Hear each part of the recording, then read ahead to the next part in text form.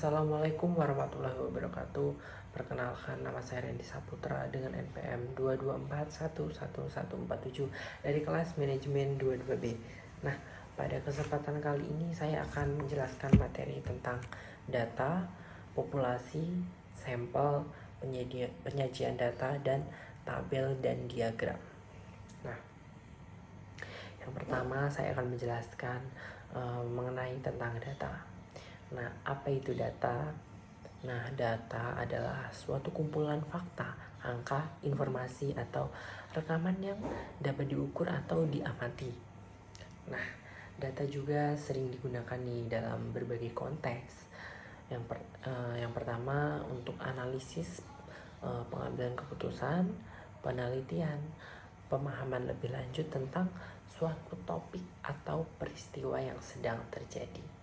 Nah, data ini tidak hanya berupa dengan angka, namun juga data ini dapat berupa teks, gambar, suara, atau bentuk lainnya yang nantinya dapat dipresentasikan dalam bentuk digital atau dalam bentuk fisik. Nah, yang selanjutnya ada manfaat dan fungsi dari data. Nah, apa sih manfaat dan fungsi dari data? Nah, data yang kita temukan sekarang ini pasti mempunyai berbagai fungsi dan juga manfaat masing-masing.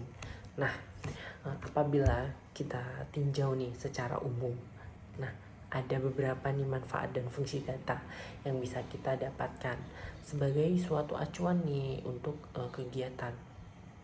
Nah, apa saja dari manfaat dan fungsi data tersebut?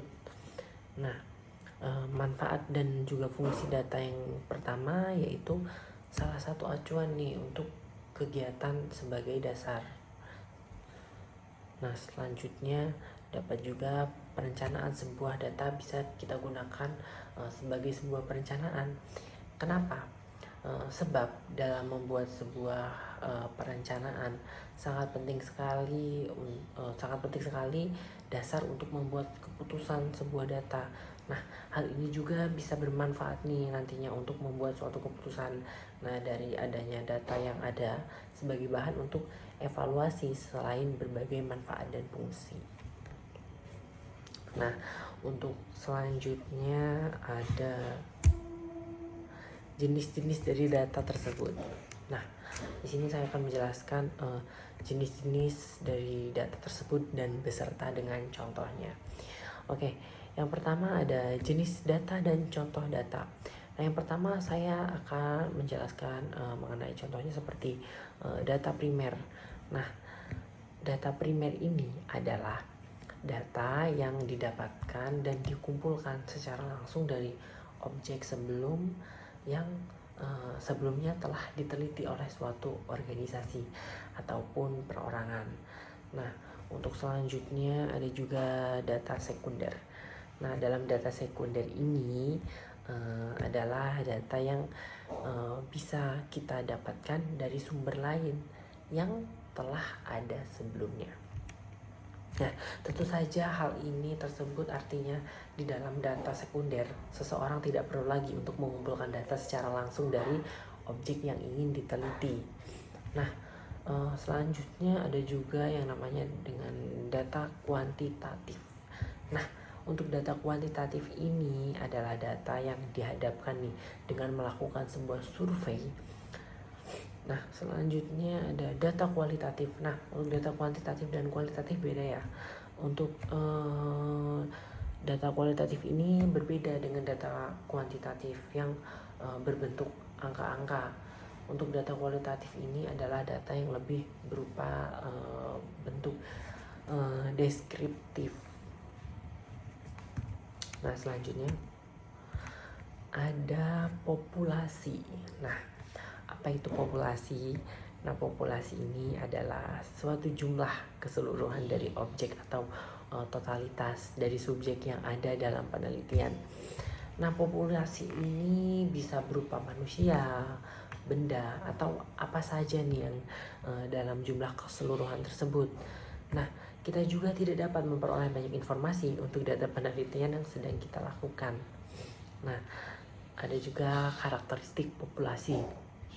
Nah, untuk populasi ini juga memiliki karakteristiknya sendiri. Secara umum, karakteristik dari populasi ini dibagi menjadi dua, yaitu ada karakteristik populasi dalam lingkup biologi, dan yang kedua ada juga karakteristik populasi dalam lingkup statistik. Nah, karena populasi dalam lingkup statistik, nah karakteristik dari populasi yang ada dalam ruang lingkup statistik adalah mengenai kepadatan dan juga ukuran dari besarnya populasi itu. Termasuknya di dalam ada beragam variabel atau parameter utama yang nantinya dapat membangun nih populasi dalam lingkungan statistik. Nah, selanjutnya ada ciri pertama. Ciri pertama ini adalah ketika kepadatan atau juga ukuran dari besarnya populasi masuk menjadi parameter utama. Jadi populasi yang dipengaruhi oleh berbagai faktor populasi antara lain seperti kelahiran dan juga kematian, adanya sebaran. Tentunya populasi ini sangat dipengaruhi oleh adanya sebaran dari suatu objek tertentu. Nah, kemudian juga kondisi iklim, komposisi genetik, adanya dispersi atau disebut juga dengan sebaran. Nah, tetapi yang berbeda dari sebaran ini adalah terletak pada sebaran individu terhadap intrapopulasi. Nah, selanjutnya ada tabel. Nah, pada bagian tabel ini adalah yang dikategorikan ke dalam kolom data yang berisi ikhtisar sejumlah informasi. Nah, untuk selanjutnya ada juga diagram. Nah, diagram ini adalah suatu gambaran yang menerangkan sesuatu dan ditunjukkan di dalam sebuah lingkaran. Nah, contoh dari gambaran diagram ini seperti lingkaran yang nantinya akan dibagi dan di dalamnya ada beberapa angka-angka yang membentuk sebuah diagram. Nah, untuk selanjutnya ada fungsi tabel. Nah, kalian ada yang sudah tahu belum dengan fungsi tabel? Nah, apa itu fungsi tabel? Nah, tabel ini digunakan untuk mengorganisir data dalam bentuk sistematis yang nantinya akan memudahkan untuk melakukan pemahaman dan referensi pembandingan data. Nah, tabel ini memungkinkan perbandingan antara berbagai data atau elemen dalam suatu tempat. Nah, ini juga membantu dalam mengidentifikasi perbedaan dan kesamaan pengaturan. Nah, yang selanjutnya ada numeric. Nah, kalian ada yang sudah pernah dengar dengan kata numeric. Nah, numeric itu apa? Numeric ini adalah tabel sangat efektif untuk menyajikan data numerik seperti angka-angka dalam bentuk angka, persentase atau statistik. Nah, selanjutnya ada juga yang namanya fungsi diagram. Nah, visualisasi data ini, diagram adalah alat yang efektif untuk visualisasi data dipahami.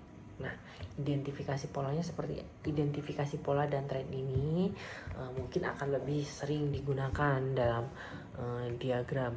Nah, diagram ini juga dapat memungkinkan kita untuk mengidentifikasi pola dan tren apa yang sedang booming di masa kini.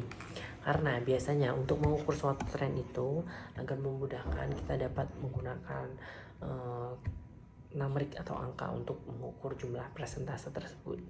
Nah, hubungan dalam data dengan lebih mudah daripada melalui tabel atau teks biasanya menyederhanakan informasi nih. Nah, diagram juga dapat menyederhanakan informasi yang kompleks menjadi representasi visual yang lebih mudah dicerna.